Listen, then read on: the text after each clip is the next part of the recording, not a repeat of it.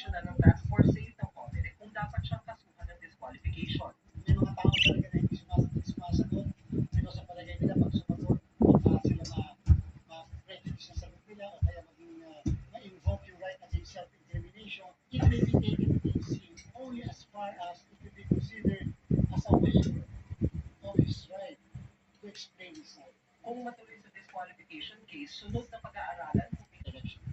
Pwede po kasing sabay Ano, pinindot mo magkaroon ba? ng kasong disqualification at saka yung disqualification. sinusubukan namin hinga ng paliwanag si Sia sa panibagong show cause order ng COMELEC. Wala pa siyang paliwanag